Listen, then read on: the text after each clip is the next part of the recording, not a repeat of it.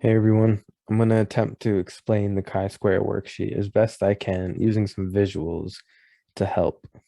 So to begin with, we have a jar of M&Ms. In this jar, we have two different colors, blue and orange. We have 7 blue M&Ms in there and 3 orange ones. This gives us a total of 10 M&Ms. The first thing we're going to find now is the frequency of blue M&Ms.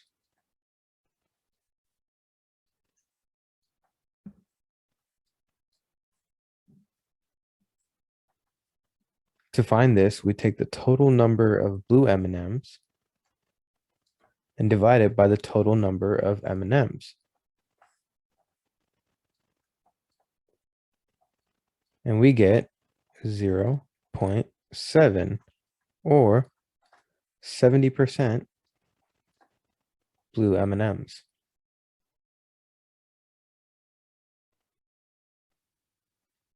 Next, we find the frequency of orange M&Ms, which equals the total number of orange M&Ms divided by the total number of M&Ms, which gives us 0.3 or 30%. Here we find out that 70% of the M&Ms in the jar are blue and 30% of the M&Ms in the jar are orange. All right, now we're going to get rid of all this stuff and put it aside somewhere. Now that we found the frequencies of each color, we get to begin our experiment. First, we shake the jar a little bit, and then with our eyes closed, we grab one M&M. It'll either be a blue M&M or an orange M&M. Then we return that M&M to the jar, shake it again, and blindly grab a second M&M, which will also be either blue or orange. After we draw twice, we call that trial 1. We do this 19 more times to get 20 trials, each trial containing 2 picks. During our trials, we only have 3 different combinations that we could select. Either we'll get blue then blue, blue then orange then blue, or orange and orange. Let's figure out the probability of selecting 2 blues back to back. Since we know the frequency of blue, we know that the probability of grabbing a blue one is 7 out of 10, or 70% chance probable that we'll get a blue one. So selecting the first blue one is a 0.7% chance. Since we're going to return that M&M into the jar, we're still going to have 10 for the second draw. So the second attempt for getting a blue will also be 0.7. This gives us a total probability of grabbing 2 blues back to back, 0.7 times 0.7, which is 0.49, or 49% chance of grabbing a blue and then a blue. What is the probability of getting a blue and then an orange? Well, that probability is 0.7 times 0.3, which gives us 0.21, or 21% chance. But wait, what if I were to get an orange and then a blue? Well, it would be the same. It would be 0.3 now times 0.7, which again equals 0.21. So now we're going to add those two probabilities together because this combination of blue and an orange includes both probabilities, blue then orange and orange then blue. So we're going to add these two together and get 42% chance. of getting a blue and orange together. What about the orange combination? That is 0.3 times 0.3, which gives us 0.09 or 9%. All right, let's clean it up a little bit. Remember, blue is 49%. Blue and orange is 42%. And orange is 9%. You may notice that if you add all these up, we get 100%. That's because we have a 100% chance of getting at least one of these combinations.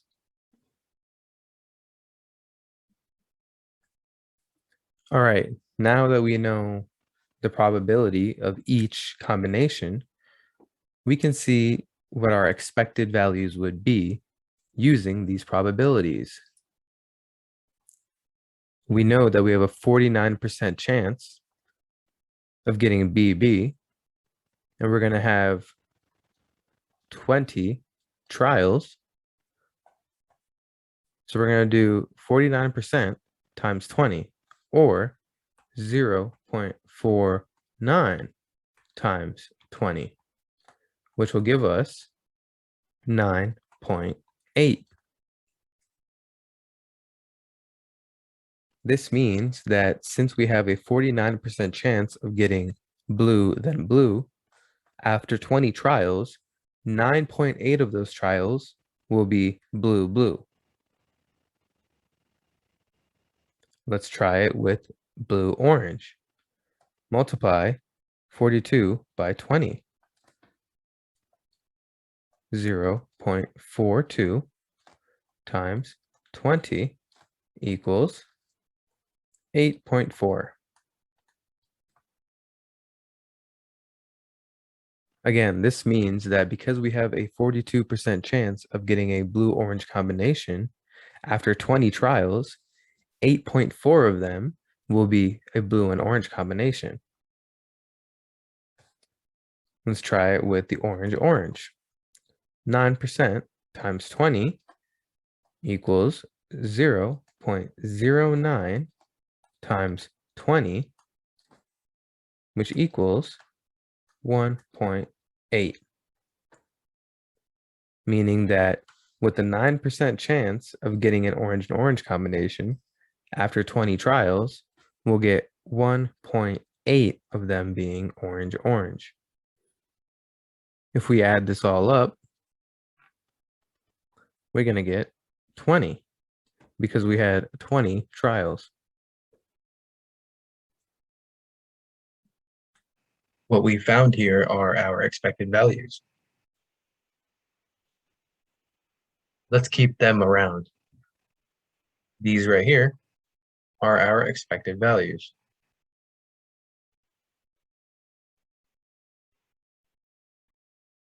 Meaning that after 20 trials, we expect these to be the answers that we receive. Now, we're going to actually complete those 20 trials and see what answers we actually get in real life. Here we have our experimental values.